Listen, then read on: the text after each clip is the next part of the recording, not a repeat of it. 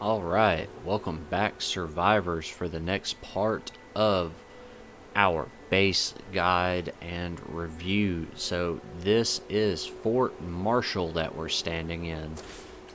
It's down at the very bottom of the map. It's over by Tranquility Factory, actually. They're extremely close to one another. It's in an extremely dense city area over by all of Tressie's quests. I do believe that's her house right there next to this infestation that we're just going to ignore. But without further ado, let's take a look. Fort Marshall, the military transformed this football field into the front line of their war on the plague walls. You'll know what those are from Heartland if you've played it. If not, it's actually pretty good. You should give it a shot. They're gone now, and it seems they left a lot of stuff behind. This is an 8-man, 2,000 influence base. So it's 1,500 less than most 8-man bases. But I don't think that's necessarily means it's any better. So it has 4 parking slots. It comes with a military shooting range, so it's the same as a level 2 shooting range. It comes with a military clinic, which is the equivalent of a level 2 clinic. Cramped barracks, it will give you 8 beds and a morale penalty.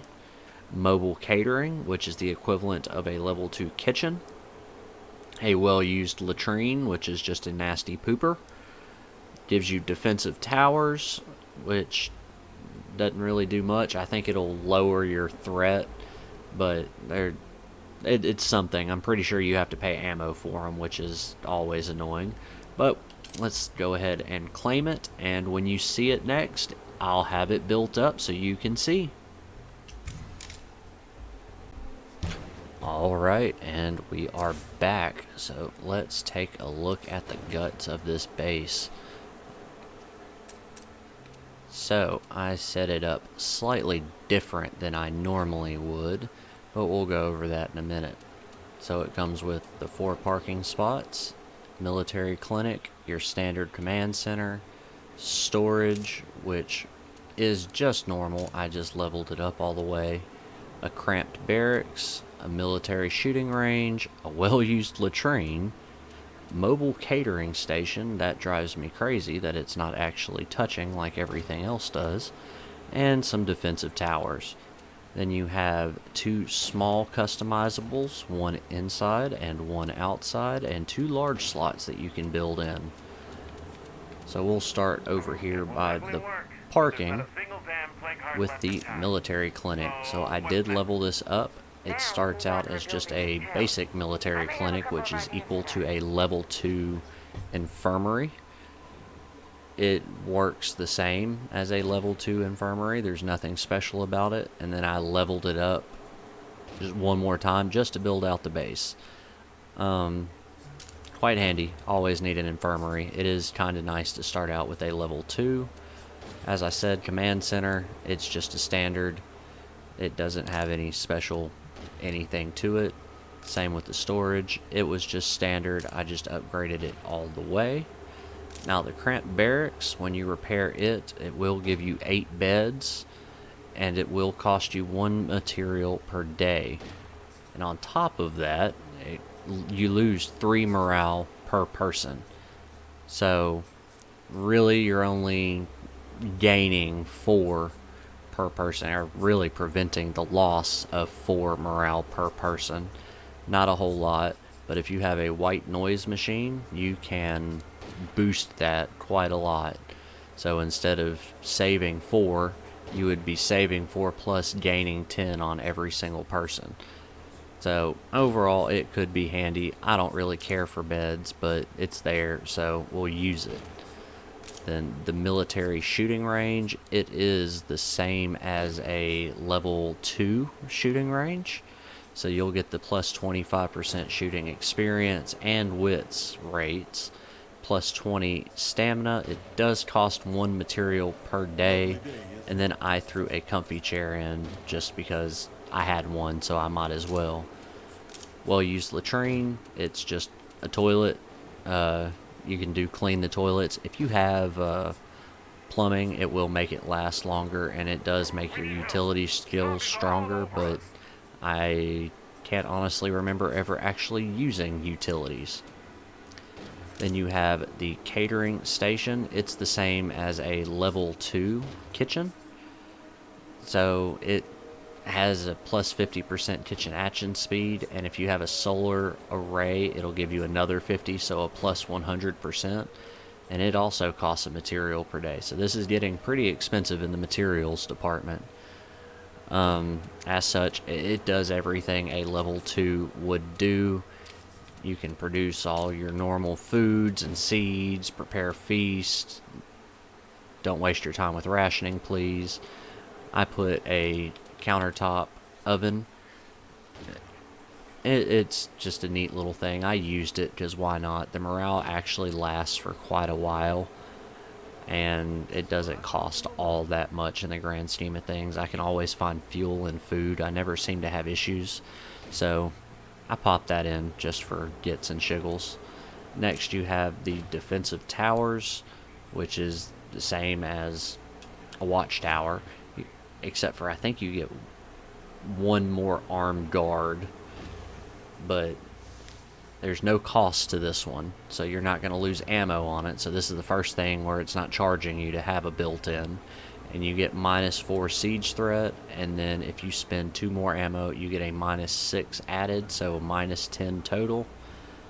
I mean, it can be handy. It's not really worth too much. It is pretty neat to have them around the base, though, and I'll show you that in a minute.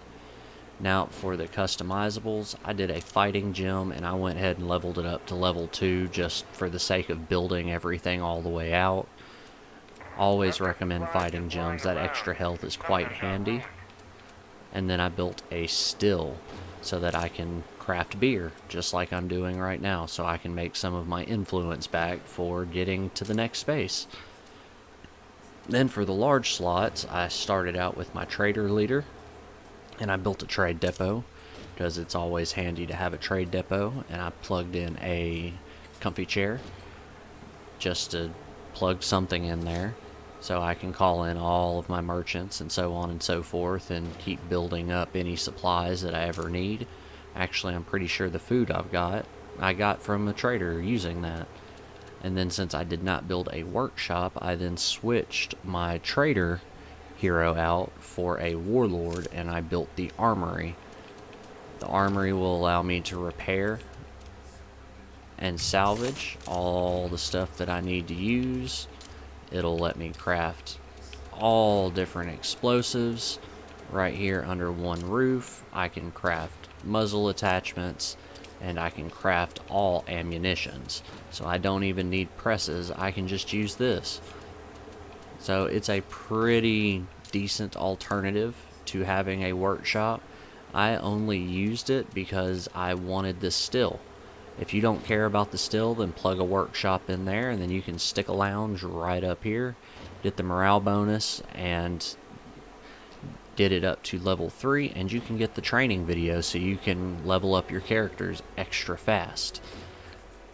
But that is the basic layout of this base and how I would probably run it. I'm not a fan of it personally. I don't really like all of the built-ins. I like to choose the stuff that I put in. Like, I'm cool with the military clinic. That's pretty neat. I'm cool with the shooting range. That is also pretty handy. Don't care about the barracks. Don't care about the latrine. Don't care about the kitchen or the towers. If they would take out those 3 things, really, or 4, even if they just take out 2, just 2 of them. Just get rid of the kitchen and the barracks, and I would be just as happy as could be. I could plug a workshop into one. I could plug, I don't even know. I could put a hydroponics in the other, or I could reverse them and have a garden and a workshop, and then that would open up my large slot to put the lounge in, so I can do my lounge trade depot like I typically do. But it's just not in the cards for this base. It is a pretty cool base, though. I mean, the layout of it is pretty good for sieges. I mean, fairly open in there, and then you've got these little watch areas right here where you can deal with zombies as they walk up to your entrances, and they're just scattered all around. You've got this catwalk that comes over here so you can see all of the front, and then you've got another catwalk over here as well. You've got one over there on the back, you've got another over on that side, so every basic angle you will be able to cover from the catwalks. So that is pretty neat. The only way for any zombies to get in is through the doors, so that makes this base very, very defensible. Now, the only problem with this base, well, not the only, but one of the problems with this base is its location. So down here in this bottom area is ridiculously dense in zombies. It's not so bad right now because this is standard zone. But if you play this on lethal zone, it gets a little hairy. Almost every time that you come back to base, you have to come through these little entrances, and you're probably going to drag a chunk of zombies over here. And then on top of that, the wandering hordes, they will just randomly appear at your base because your characters are going to be sitting up here shooting the zombies as they pass by, ticking them off, and then they're going to come bang on your door. And they're just going to have to deal with the flood of lethal zone zombies just constantly coming over and over and over again, which can be a bit annoying. But overall, this is a pretty neat base. It's pretty fun to play with. I mean, it's cheap to get into in an influence standard, but it does take 8 people to get into, so in a sense it's really not that cheap. It kind of takes away because you have to spend so much supplies to keep everyone going, even though the influence cost is a little bit lower, especially on this map when you could get into a much better base that just costs a little bit more, but you can have less people.